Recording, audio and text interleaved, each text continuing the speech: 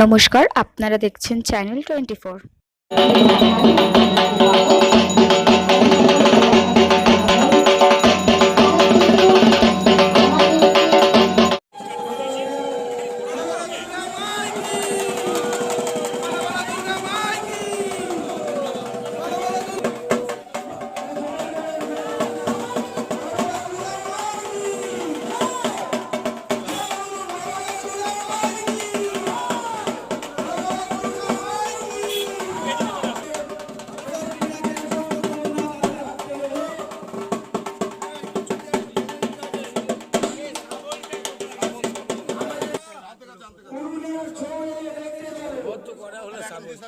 শহর দক্ষিণ খাসবাড়ি বলাকা শিশু মোড়ে দুর্গা উৎসবের পদার্পণ হলো।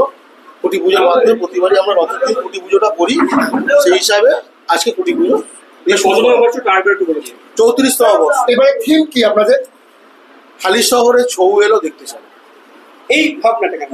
এবং প্রতিবারই নতুন কিছু চিন্তা ভাবনা করা হয়, ক্লাবের সদস্যরা মিলে ঠিক করা হয়।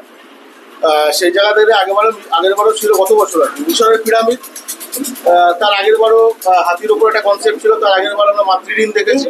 এবার হচ্ছে গিয়ে বাংলার ঐতিহ্যবাহী একটা শিল্প, সেটা হচ্ছে গিয়ে পুরুলিয়ার ছৌ নাচ। সেই শিল্পের সামনে রেখেই এইবার হালিশহর বলাকা শিশু মোড় এই প্যান্ডেলটি করবে, এই থিমটি করবে। এবং প্রতিবারই যে কাজ করে থিমে আমাদের হালিশহর বলাকা শিশু মোড় ক্লাবের মনোজ দা, হালিশহরেরই শিল্পী, তিনি এই কাজটা করবেন। যেভাবে আপনাদের পূজা মণ্ডপে দর্শনার্থীর আগমন ঘটে, আগামী দিনেও দর্শনার্থীর আগমন কেন কতটা আশা করছি? প্রতি বছরই আমরা যা এক্সপেকটেশন থাকে, আমাদের যা আশা থাকে, তার থেকে অনেক বেশি মানুষের আগমন ঘটে। এটা মকর সালের পুজো, তারপরে দাঁড়িয়েও মানুষের এইভাবে সাড়া পেয়েছি বলেই প্রতিবার আমরা থিমের প্যান্ডেলের দিকেই ছুটি। নিরাপত্তার দিকটা কি হবে?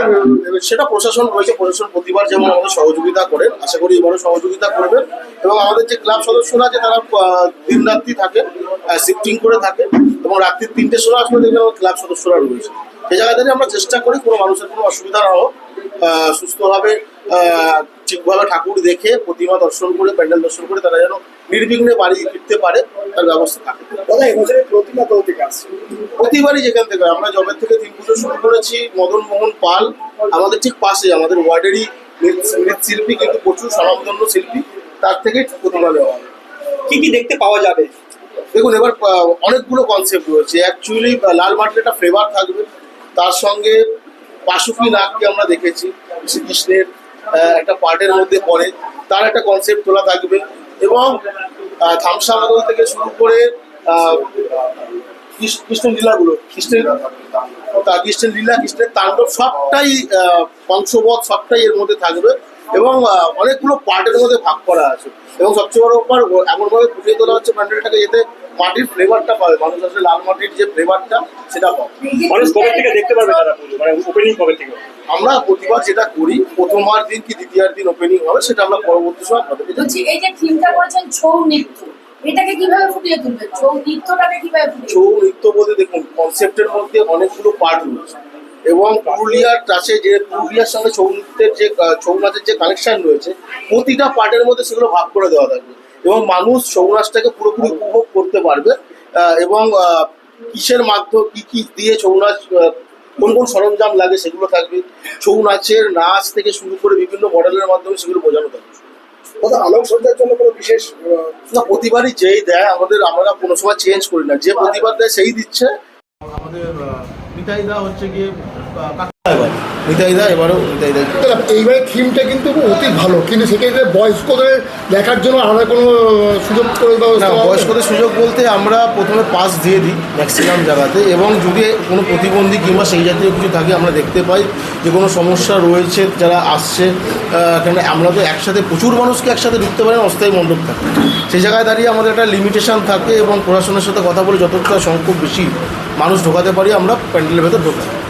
কেন অস্থায়ী মঞ্চ যে কোনো সময় ভেঙে পড়তে পারে অতিরিক্ত প্রেশার হলে। তারপরে দাঁড়িয়ে আমরা যদি দেখি লাইনে কিংবা রাস্তার উপর সেরকম কোনো বয়স্ক মানুষ আছে, প্রতিবারই এটা আমরা করি, আমরা তাদের ঢোকার ব্যবস্থা করে দিই। যেরকম লাইন পড়ে সেই অনুযায়ী কি কোনো স্পেশাল পাস বা ভিআইপি পাস?